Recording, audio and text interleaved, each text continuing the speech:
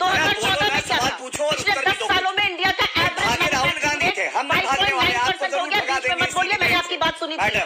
अंजना जी, मैं इस तरह से कोई डिबेट नहीं करूंगी, दो लोग बीच में नहीं। गौरव जी प्लीज बीच में बोल लेंगे, फिर मैं बोल गौरव जी भ्रष्टाचारी पार्टी की भ्रष्टाचारी। ठीक है, मैं गौरव जी आपसे जवाब लूंगी, मैं आपको फौरन दूंगी रिपोर्ट का मौका, उनको पूरा कर लेने दीजिए। यहाँ उनकी बकवास सुनने नहीं आए हैं। नहीं क्या भाग जाएंगे, क्या होता है मैं बोलूं? मैं कहता हूँ थूकूंगा तो उड़ जाएंगी ये। राहुल गांधी भाग जाएंगे। अब बोलिए, अगर ठीक है, हो गया, ये है भाग जाएंगे। हो गया, प्लीज अब आप लोग वापस आइए, टॉपिक पे वापस आइए, टॉपिक पे वापस आइए। ठीक है, मर्यादित भाषा में बहस हो तभी बहस चल भी पाएगी और लोग देख पाएंगे, वरना लोगों को चैनल बदलना पड़ेगा अगर ऐसी भाषा। ठीक है, रुक जाइए। सुप्रिया जी, जिन राज्यों में आपने गारंटी दी थी कि आप सुन लिया था मैंने आपका, मुझे जवाब देने के लिए। और दूसरा धर्म की राजनीति कैसे? अरे फर्जी लिस्ट गिराई तो मैं फर्जी थोड़ी सुनूंगी, मैं तो पूछ रही हूँ ना। इंडिया का मैन्युफैक्चरिंग रेट 2014 से 2023 के बीच में 5.9% एवरेज है। मैन्युफैक्चरिंग की जॉब्स 2016 से 2023 के बीच में आधी हो गई हैं। ये बब्बर शेर लाए थे मेक इन इंडिया का, इनके एक से एक जुमले थे, एक स्किल इंडिया का जुमला आया था, 9% लोग भी उसमें से प्लेसमेंट नहीं पा पाए। ये इनकी असलियत है। इनकी असलियत ये है कि $100 बिलियन ट्रेड डेफिसिट कर यहां पर ज्ञान बांटेंगे कि क्या क्या हमने किया है। अरे आप किस मुंह से बात करते हैं प्रधानमंत्री के पद की गरिमा की? क्योंकि असलियत यह है कि इस देश को बेरोजगार बनाने में, महंगाई कमर तोड़ करने में, यहाँ के लोगों की जो आर्थिक अव्यवस्था है उसको खराब करने में आपने सुचारू कंट्रीब्यूशन किया है। अर्थव्यवस्था चरमरा चुकी है, उस पर शब्द नहीं बोलेंगे, उस पर नहीं बताएं। मैं पूछती हूँ सवाल, मैन्युफैक्चरिंग रेट क्या है बताइए प्रेजेंट, और कहा था 2014 में, और कितनी आपने मैन्युफैक्चरिंग की जॉब बनाई, और कितने जॉब लॉसेस हुए? एक शब्द का जवाब नहीं है इनके पास। मैं आपसे पूछना चाहती हूँ कि $100 बिलियन का ट्रेड डेफिसिट करने वाले क्या बहस कर रहे हैं? चीन पर आपने हमारी आत्मनिर्भरता $36 बिलियन से बढ़ा के $120 बिलियन कर दी है। ये बहस करने आते हैं चीन पर, कोई घुसा हुआ नहीं है, ये बहस करते हैं चीन पर। 18 बार गल भैया ये करेंगे, 20 जाबाज हमारे शहादत होंगे, ये बहस करना चाहते हैं चीन पर। अरे चुप रहिए चीन पर। लेकिन अंजना जी, मैं फिर से एक मूल मुद्दे पर जाऊंगी, और वो मुद्दा जरूरी है क्योंकि मेरे लिए सार्वजनिक जीवन में सफाई बहुत होनी चाहिए। आपने ईडी भेजी राजस्थान, आपने ईडी भेजी छत्तीसगढ़, क्योंकि चुनाव में वहां पर बाधा करनी थी। आप हारते हैं, बौखलाते हैं, आपको जहां हार नजर आती है आप अपना सबसे प्रबल घटक दल ईडी और सीबीआई भेजते हैं। नरेंद्र सिंह तोमर के ऊपर 10,000 करोड़ रुपए घोटाले के, बेनामी मनी के, 100 एकड़ जमीन कनाडा में बेनामी संपत्ति, गांजा और भांग उनके घर पे भेजा जाता था, उनकी बहू का नाम आया है। उस पर चर्चा कब होगी? कब जाएगी ईडी सीबीआई इनकम टैक्स पूछताछ करने? अगर झूठ भी है तो उस झूठ का पर्दाफाश कीजिए ना। वो पर्दाफाश हमारा बैठ के आज तक पे थोड़ी करेंगे, वहां पर भेजिए। तो पंगु जवाब आपको देना चाहिए, बन जाएगी, मुंह में दही जम जाएगी। चाइना के साथ ट्रेड डेफिसिट जो हमारा है, ठीक है, ट्रेड डेफिसिट पे इतना जबरदस्त इजाफा, और दूसरा नरेंद्र सिंह तोमर के बेटे का वीडियो वायरल होता है, उनके घर ईडी आपकी एजेंसी क्यों नहीं पहुंचती, सीबीआई हो? चलिए मैं एक एक करके उत्तर दे देता हूँ। सबसे पहले तो देखिए, बेरोजगारी की बात करी मैडम ने, मैंने पूछा, इन्होंने उत्तर ही नहीं दिया कि 28% के आसपास बड़े प्रदेशों में सबसे ज्यादा राजस्थान में बेरोजगारी दर क्यों है। और आपको मालूम है 14 लाख बेरोजगार लोगों ने रजिस्टर किया है राजस्थान में, और इसमें करीब 12.5 लाख वो है जो ग्रेजुएट है, ग्रेजुएट डिग्री है। और मैं मध्य प्रदेश का आंकड़ा भी आपको दे देता हूँ। सबसे पहले केंद्र सरकार ने एक साल में जो आखिरी ईपीएफओ डेटा आया था, 1,30,00,000 नई नौकरी का सृजन हुआ।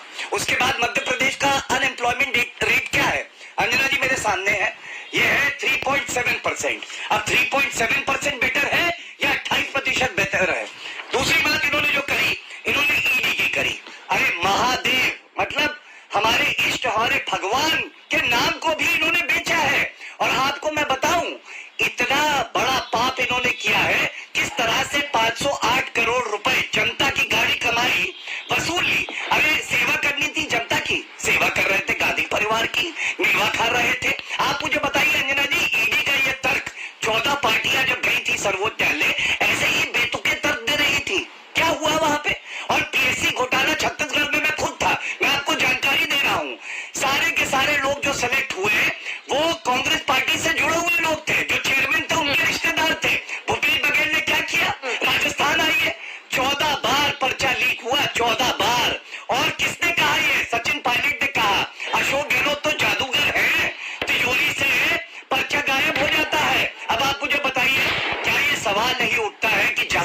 कांग्रेस पार्टी जाती है वहाँ भ्रष्टाचार क्यों दिखाई देता है? गौरव जी, नरेंद्र तोमर पर आपने जवाब दे दिया क्या? शायद मैं सुन नहीं तो पाई। जो भारत नरेंद्र तोमर पर आपने जवाब दे दिया क्या? मैं सुन नहीं पाई। मैं दे देता हूँ 2 बातें का उत्तर देना जरूरी है। नरेंद्र तोमर जी के बेटे की एक फर्जी वीडियो क्लिप चलाई गई। आपको मालूम है कंप्लेंट करी गई पुलिस में, और पुलिस में कंप्लेंट वही करता है जो सच्चा होता है, जिसकी आस्था कानून में होती है। और अगर इनको कोई परेशानी है और लगता है कि न्याय नहीं हो रहा, मैं तो चुनौती दे रहा हूँ, ईडी सीबीआई की कोई कार्रवाई अगर रद्द हुई है जो हमारे समय में हुई है, वो सुप्रीम कोर्ट और हाई कोर्ट का ऑर्डर दिखाएं और अभी हाई कोर्ट जाएं और कहें कि तोमर जी के बेटे पे कार्रवाई होनी चाहिए।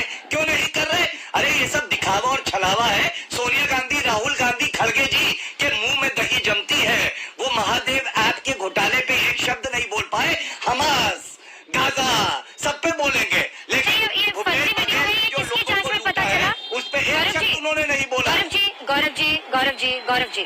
हाँ, गौरव जी, वीडियो फर्जी है, ये किसकी जांच में पता चला? आप कह रहे फर्जी वीडियो है, किसने जांच की? मैं बताता हूँ।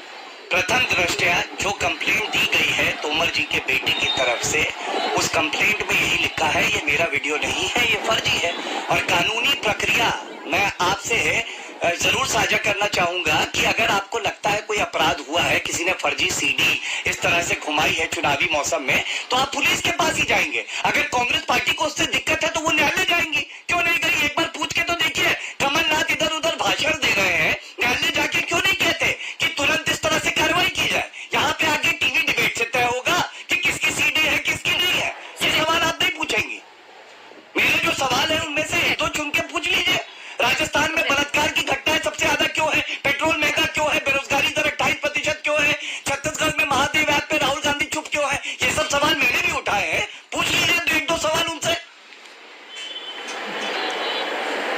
ठीक है, मैं इस पर जवाब ले लेती हूँ। और ये 3 साल के आंकड़े हैं जो आपने भी देखे ही होंगे, चाहे वो 20, 21, 22 लगातार रेप केसेस में, क्राइम अगेंस्ट वुमेन नहीं बोल रही हूँ मैं, रेप केसेस में सबसे अव्वल, सबसे ऊपर यही राजस्थान है जहां से मैं आज खड़ी हूँ। इससे ज्यादा शर्मनाक क्या हो सकता है? इसके लिए किसकी रिस्पॉन्सिबिलिटी होगी, किसकी जवाबदेही होगी? सुप्रिया जी। जी हाँ, मैं आपके सवाल का जवाब दूंगी, लेकिन इंसान अपनी बातों में कैसे फंस जाता है पहले उसका पर्दाफाश करके। नरेंद्र सिंह तोमर के बेटे ने एफआईआर करी तो वो सच्चे साबित हो गए। इनके अनुसार वो फर्जी वीडियो है।